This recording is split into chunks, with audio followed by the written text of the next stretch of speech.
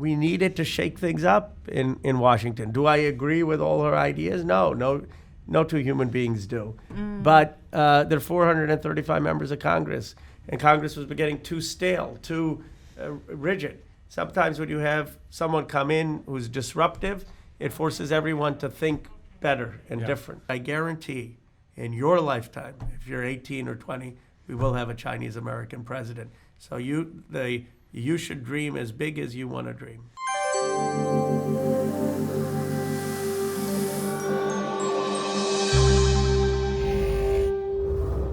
So you ran as a moderate. Now I heard some people said you are getting progressive.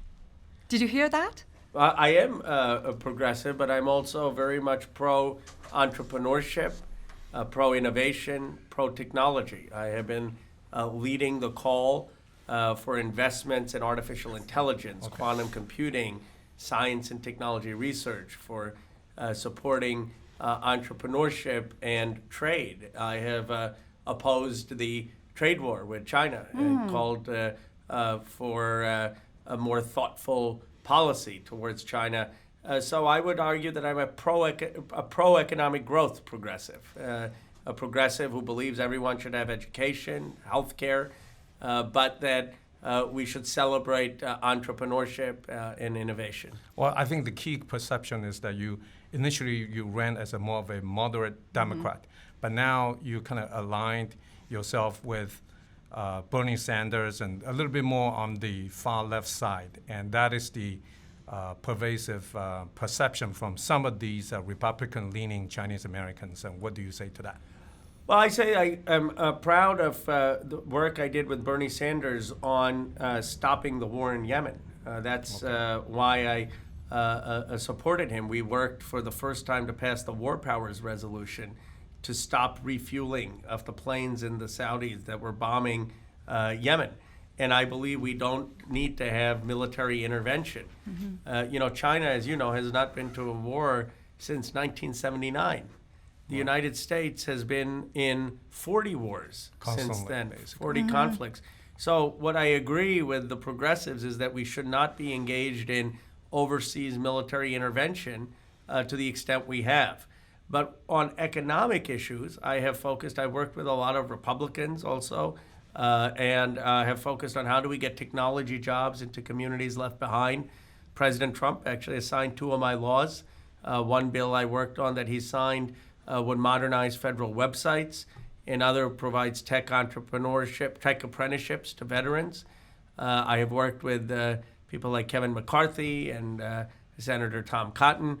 So if you look at my record, I think you'll see a lot of work across the aisle. That's really great. For the last few years, and especially since Trump was elected, I think a lot of people inside the Trump administration, as well as outside and across industry, there's really the talk and generalization of Chinese students being spies and Chinese researchers being not loyal, and then even the employees at different countries are accused of intellectual theft. So basically, this kind of generalization is very detrimental to the Chinese Americans in this country. So what do you think we should do, or what do you think of that generalization?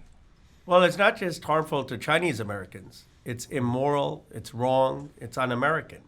We cannot profile people based on their race, their ethnicity, their nationality.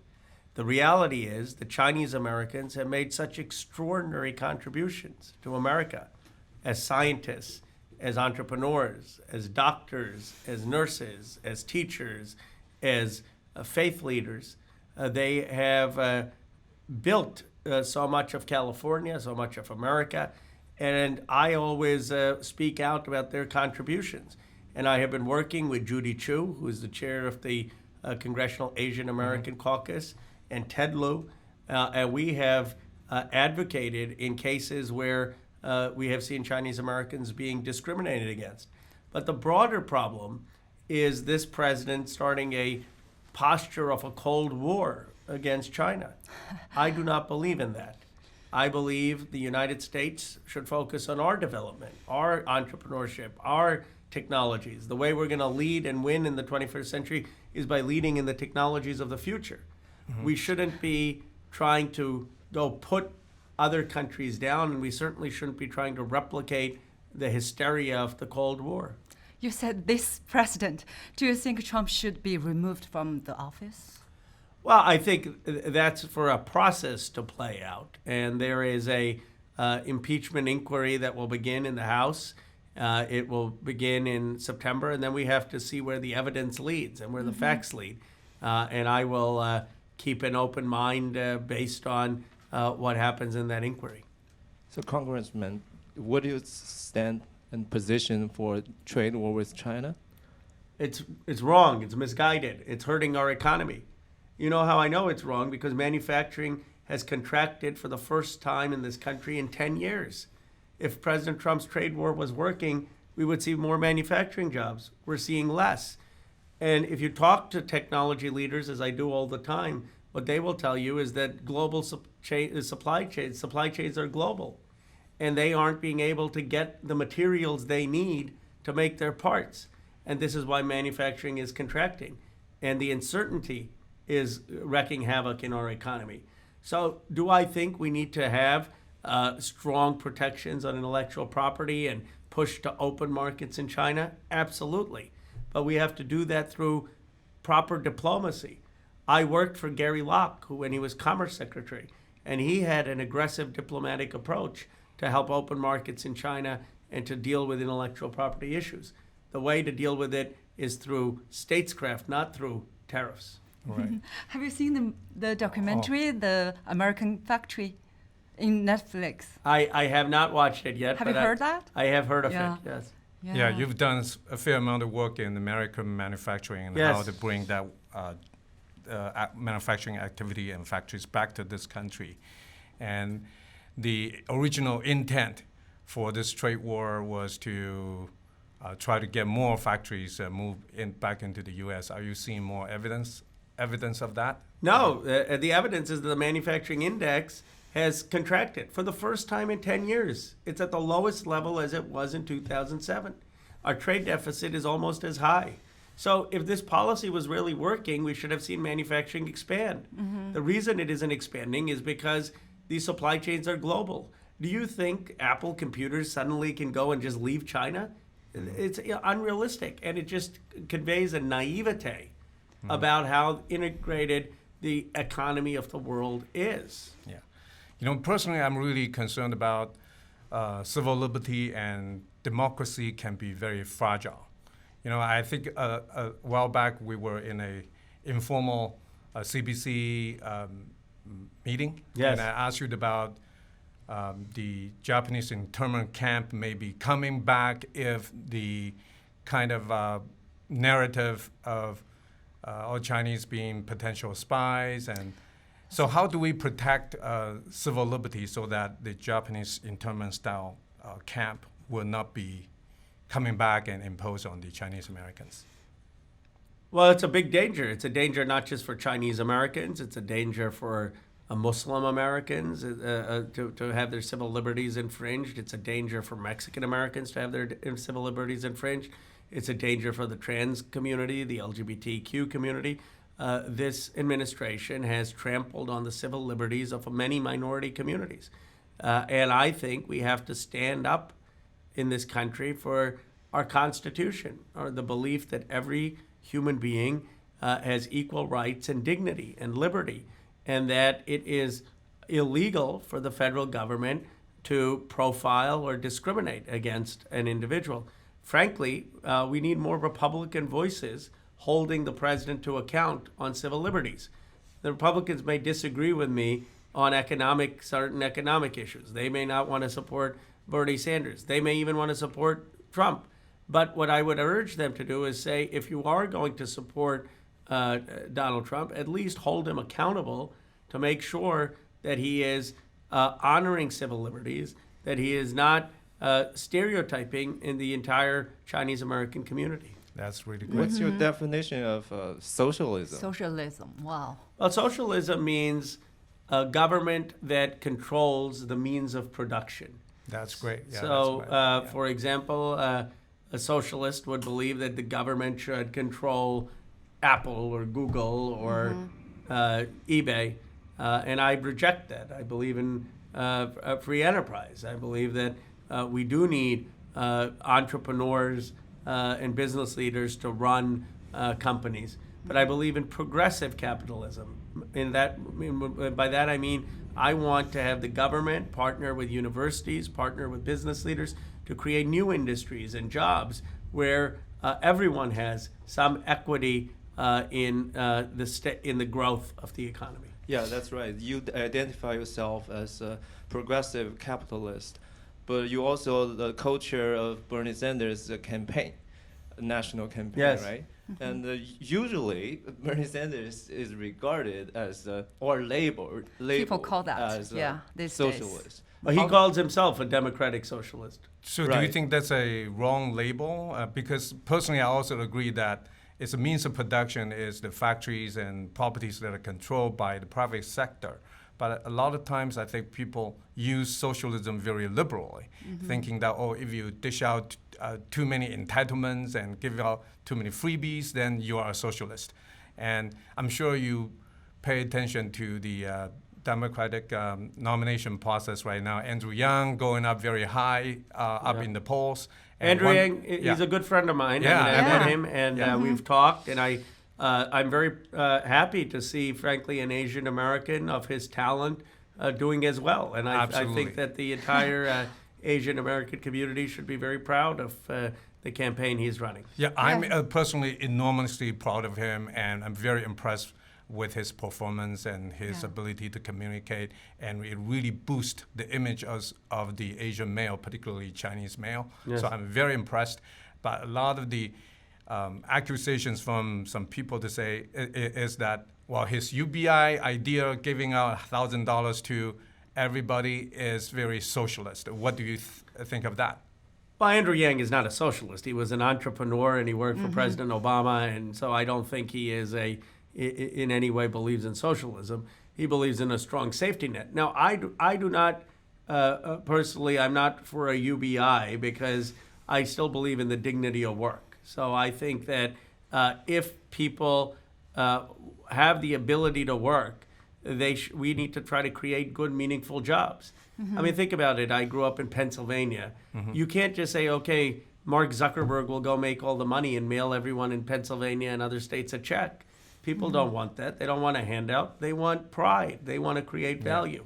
So I would be for, if someone is disabled, if someone has illness, if someone has an issue where they can't work, then I am for giving them a basic amount of money to live, and that is through the Social Security disability insurance, and I would expand that. But I don't think that every American who can work needs to be just given a UBI. That said, I do believe Andrew Yang is talking about very important issues of technology and has made a great contribution to American politics. But Andrew Yang respond for this said, if people have 1,000 basic income, so they will create more jobs, more works.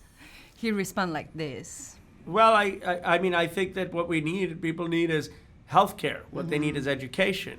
What they need is infrastructure.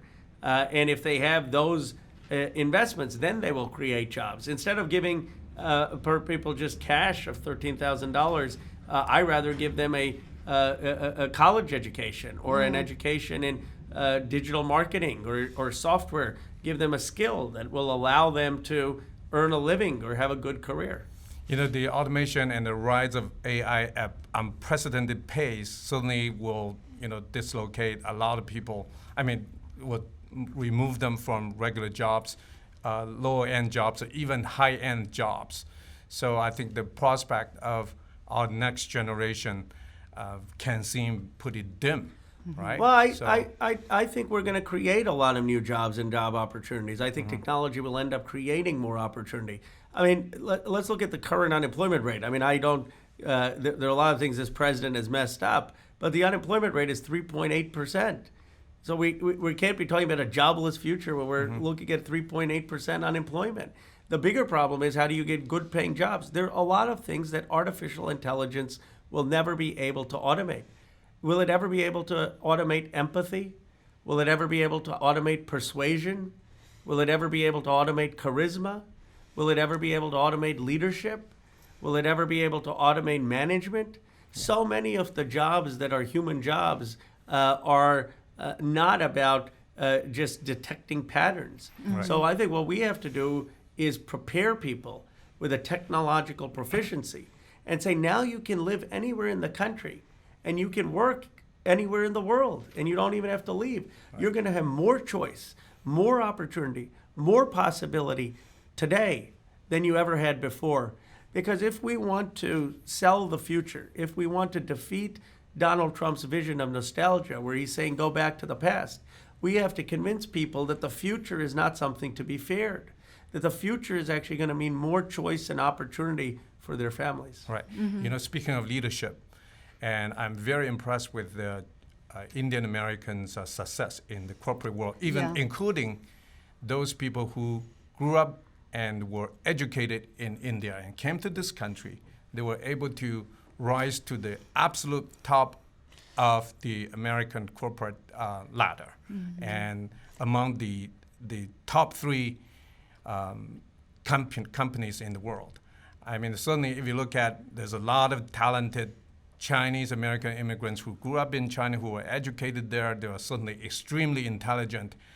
And we're not seeing hardly any leaders rise up to the very top in American-run or American-owned companies or international companies. What do you think is the reason, and how do we help the Chinese Americans and the immigrants and these engineers to become better leaders and do better in America?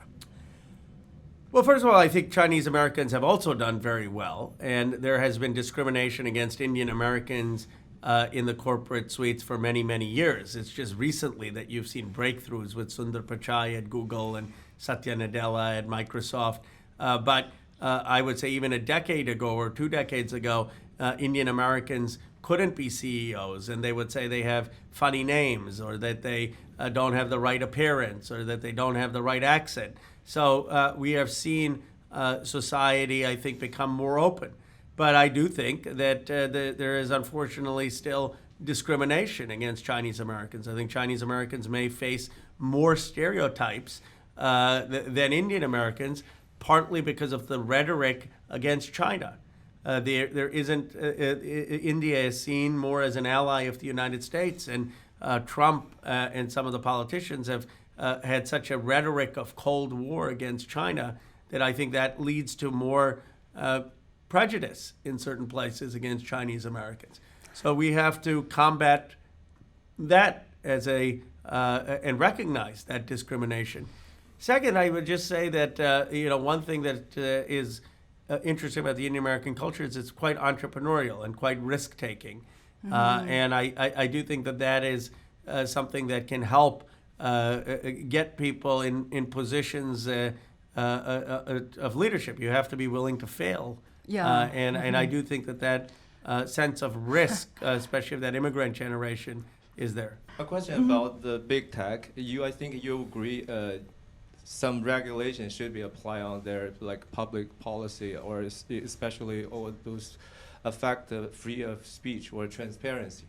Let's say you once brought this Internet Bureau of Rights. Yes. And how it goes? No. What's the status? Nancy Pelosi asked me to draft the Internet Bill of Rights. We have drafted it.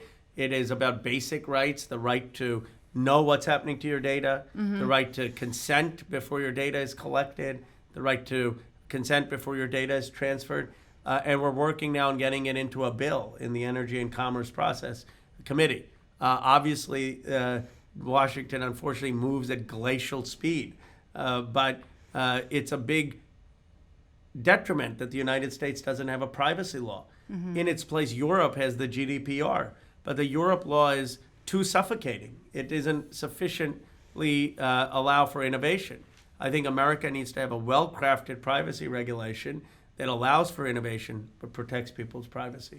You also tweeted today about this. about Yes. data, right? Yeah. How to That- protect your data. Mhm. Yeah, another issue about the big tech is some conservative content creators, they kind of like feel like, oh, you shadow ban us, like 'cause you, those big tech has like certain policy, like make their content more difficult to find, or sometimes they demonetize this video or content. What do you comment on that issue? I think it's all political posturing. Look, the person who has benefited the most from social media is Donald Trump. He has the most true. Twitter followers. He has the biggest Facebook strategy. I mean, so it's how can they complain about bias when he's the most active user of social media and has the most followers? I mean, I don't complain about Fox News or talk radio that's on the right. I think there ought to be the First Amendment. I don't agree often with their perspective, but it's a First Amendment. I don't believe these platforms are biased. They do But I have see- videos like get restricted, like they cannot do advisement like this one. Then it's, they have a channel trigger you, then they got lots of videos restricted. Then that's why this guy sued Google, I think. Well, first Yeah, of all, there are a lot happen. of different platforms. If there's Bing search, there's Yahoo search. So just like if I don't like Fox News, I can go on MSNBC or CNN. They're not. You can make your restricted, choice. though, right? They restrict what programs you put on. I can't just go. I mean, Fox decides what they can put on. Google is a private company. It's not a government. I mean, the government has a First Amendment obligation. Right. Google is a private company. If a private company makes a decision, that's not censorship. Now, that said, I don't think Google is biased. I think Google is fair, and they restrict speech that incites violence or that is hate speech. But I think by and large they try to be fair. So freedom of speech, you just touched upon the hate speech and those extreme rhetoric should be banned. I think in the line, it's just like this Nazi propaganda and related topics are actually banned in Germany, right? Yes. So some conservatives are saying that, oh, well, you know, the right-wing speakers are being banned, were banned or from Berkeley's invited speeches. And how do you address that? That what Basically, there were a few right-wing I see. speakers. They were canceled due to the protests. You know, I tend to be very strong in the First Amendment. If there are someone who I disagree with very vehemently or strongly, but they want to go speak at a college campus, I think they should be allowed to speak, as long as their speech isn't inciting violence or harming other individuals. I do think that our campuses should be open to a diversity of viewpoints. Right. Can I ask about your Twitter? Because I follow your Twitter these days. I saw you tweeted yesterday about green energy. You said there's a question every 2020 candidate should have to answer about green energy and climate change. Yes. So do you have an answer for that, or any ideas, plans? I do. We need to win the clean energy race, not let China win it. China has almost over 50% of the electric vehicle market. China is massively developing solar and wind energy. China is developing battery storage. Why shouldn't America lead the 21st century in alternative energy? Where should we start? We should start with solar and wind farms. We should have massive tax credits for electric vehicle development. We should invest in battery storage so that we have the next generation of battery technology. We should invest in high-speed rail. You know, China has 18,000 miles of high-speed rail. We have 500 miles.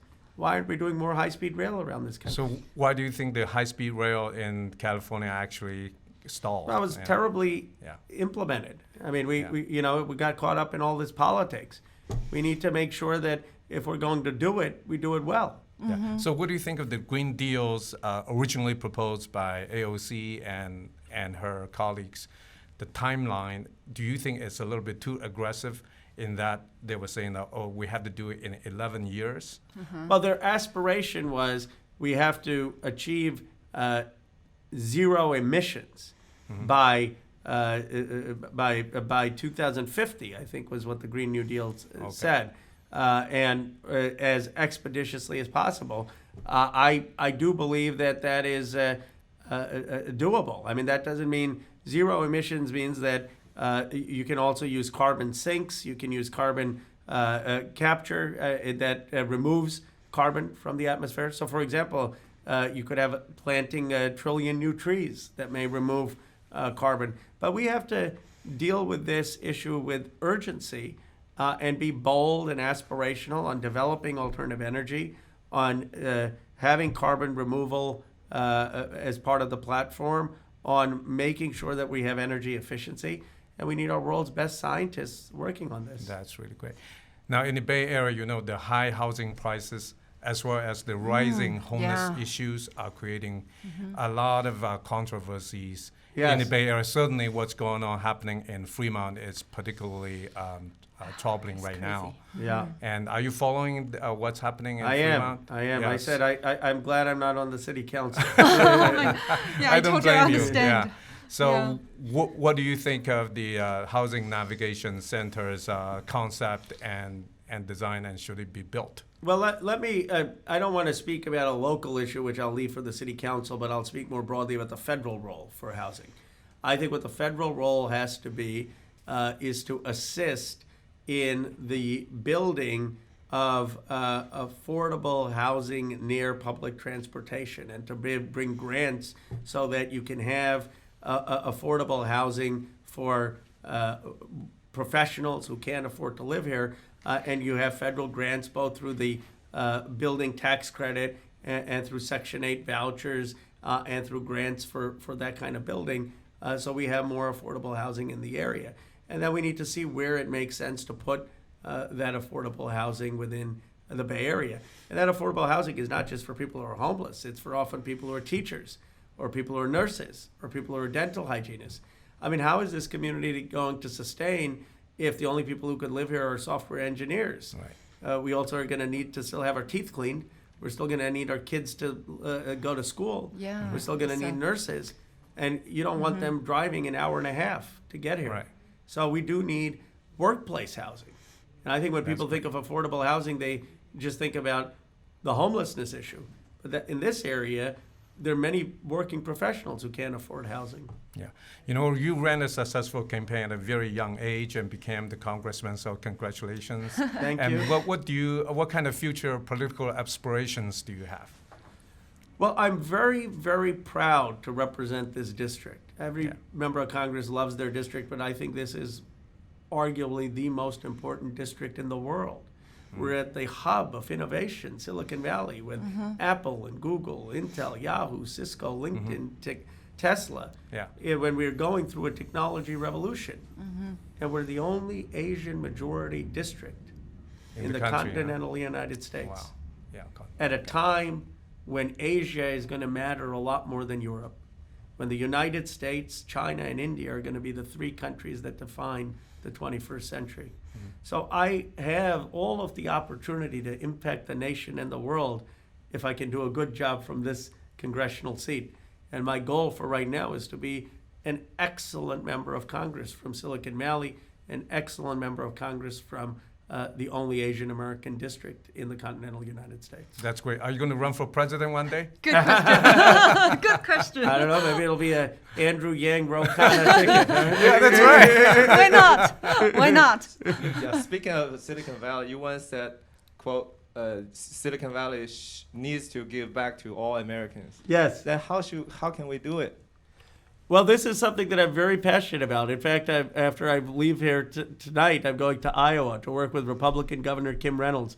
We have gotten Facebook to invest almost $100,000, a Microsoft CTO to put in money, Accenture to put in money, and we're creating dozens of scholarships for rural kids to learn digital marketing, to learn software design in 10-month, 14-month courses, and they're going to get employed for $50,000, $60,000 jobs. We need to bring these new technology jobs to communities left out. There's no reason we had to have 200,000 IT jobs go offshore. Some of these jobs can be done in this country. And if we can show that Silicon Valley is creating these jobs across America, then I think we begin to stitch this country back together. Then I think you lessen the fear of the immigrant, the fear of the other, the fear of other nations, if people see that their lives are improving. Like I noticed, like you and AOC kind of endorse each other at the since 2018, right? I endorsed her race, yes. Right, and I think you co-signed the Green New Deal or The resolution, resolution. Yes. So what AOC looks like in real life, because we haven't seen her Yeah, before. And we just know got the we image can from see the she media. has a kind of fighting spirit, but What is your image of her?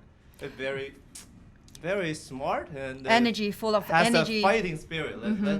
That's my thing. Yeah, she's very, very passionate, very much committed to social justice, very much committed to fighting for her community. And I think we needed to shake things up in Washington. Do I agree with all her ideas? No two human beings do.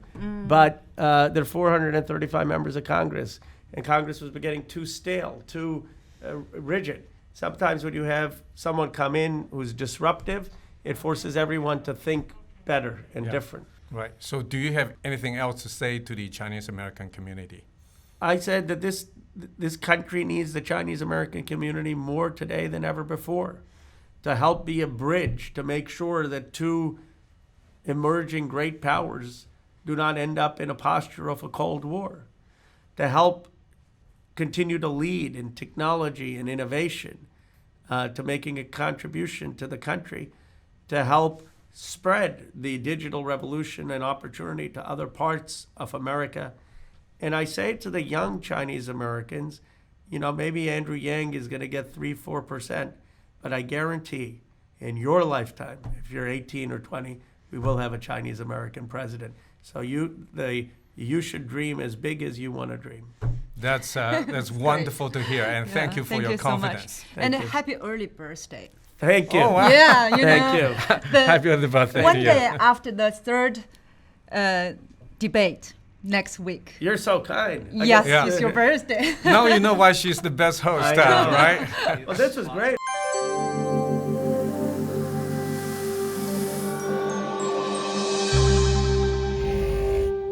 So this will air on... Well, it will be widely distributed to What? the Chinese American different Online. WeChat groups, Great. online, so on Perfect. and so forth. I would love to do it, maybe once every 6 months or once Yeah, every please year. come back Would be again. Excellent. Yeah. So that we can keep Excellent. the constituency informed of what Yeah. I'm doing. Husband, you know what? I'm not wearing a tie, not out of disrespect to you, but because I'm following Andrew Yang.